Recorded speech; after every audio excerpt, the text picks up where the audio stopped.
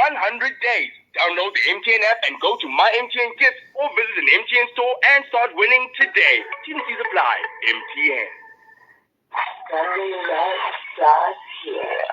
Halifax with AK Shabalala. 12 to 3 p.m. on Power 98.7. That's right, and there is no better love as we welcome my special guest today, live from South Africa, originally from New Orleans. I'm talking Dr. Asad El-Malik and his wife, Adriana, who are joining us. Dr. Asad, good afternoon. Am I pronouncing your wife's name correctly? Is it Adriana or Adriana? It's Adrian. Adrian. Yeah, I guess. That's that American accent we got to have. We can say that. I know. I gotta roll with it, right? But first of all, brother, let me say, man, I really, really appreciate this opportunity, to be on your show. We are super excited about this.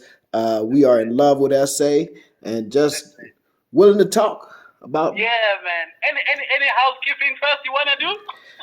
In terms of housekeeping, I got to give a special and a significant, a particular and a peculiar shout out to my South African family for all the love you guys have shown. My wife, myself, my children, we greatly appreciate it. Greatly appreciate it. Oh, man, bam, just like that. Just like that. Sister Adrienne, welcome to the show as well. By the way. Thank you. And you guys are loving it so far? Everything going well? Oh yeah, we love it. I mean, we've been planning for a long time to get here, and now that we're finally here, sometimes we still look around like we actually live here. Yeah. And we're just so happy. We're so happy to be here. The first time you made it here was in 2019, correct? Yeah, 2019. So are you telling me it took you just 3 years to decide that, come on, we're moving on there. We are not even, nothing's going to stop us. Well, it didn't take us 3 years. It took us the first visit in 2019 when we came to Johannesburg. We went to Cape Town and then to Johannesburg and then to Kruger National Park. Then we came back to Johannesburg for like 3 or 4 days. And when we got back to New Orleans, I told Adrian, I said, we should buy a place there. And then every year, instead of taking our children to Paris or Spain or Colombia or whatever have you, we should just take them back and forth to South Africa so that they could feel like they have a place on the continent.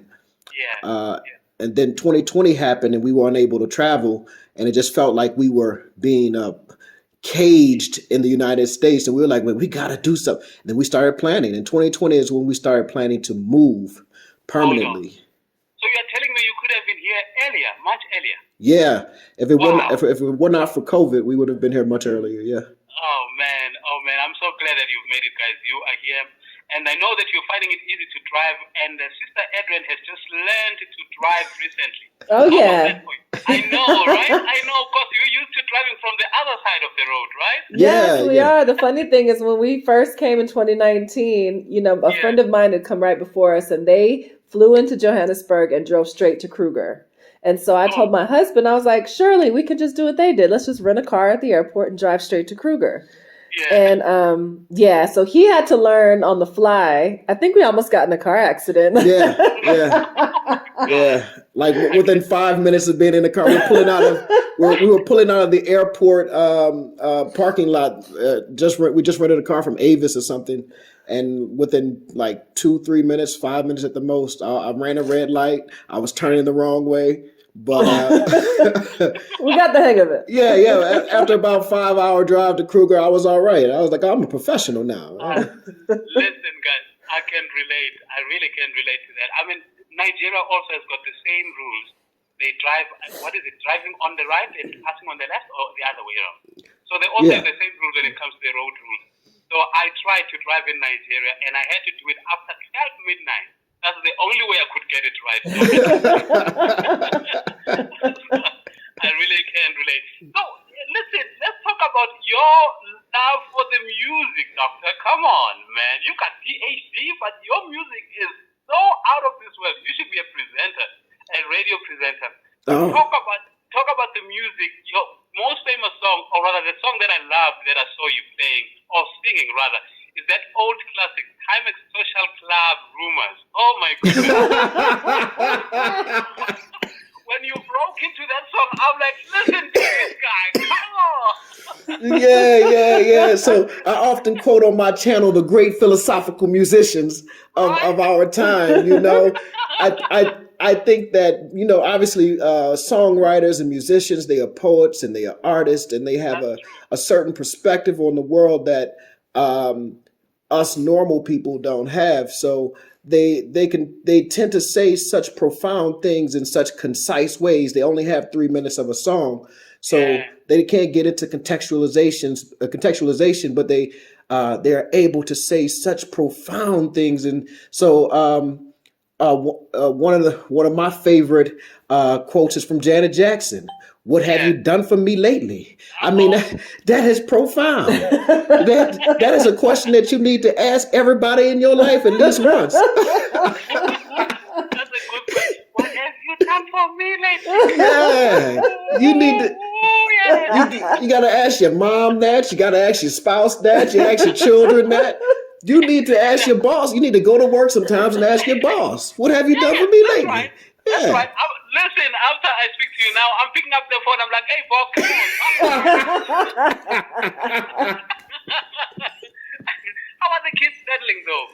Oh man, they are doing well, man. They are, my son has now become a South African. He is, when we left the States, he was a football, American football and basketball, fanatic, and now he wants to play soccer Football. Yeah, he wants to play soccer. Yeah, so he's switched over. So, but yeah, they're selling them well.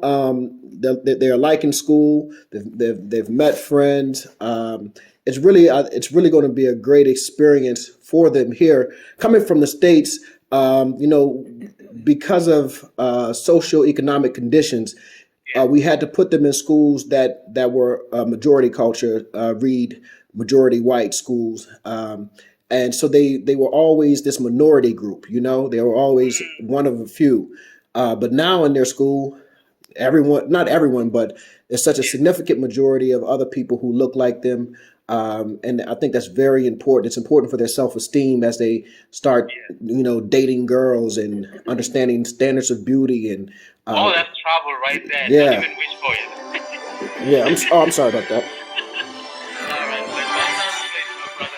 And so tell me, you are doing something with vets very soon.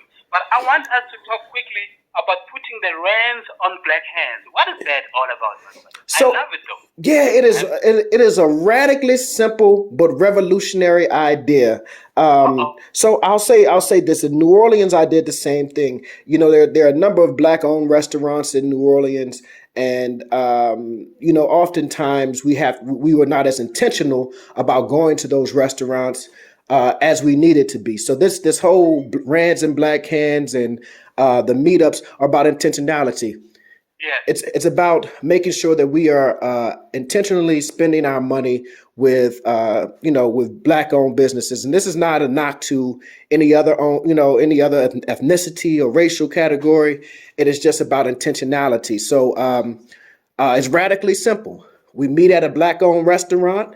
We eat, drink, be merry, we laugh loud, talk loud, have a good time, and then we pay our tab. And when we pay our tab, we're doing something revolutionary. It's radically simple to sit down with your family and friends and meet people and just commune. That's radically simple, but it's revolutionary when you're intentional about where you're spending your money. And so it's just a radically simple idea. Bam, bam, bam. Bam, bam, bam. Just like that.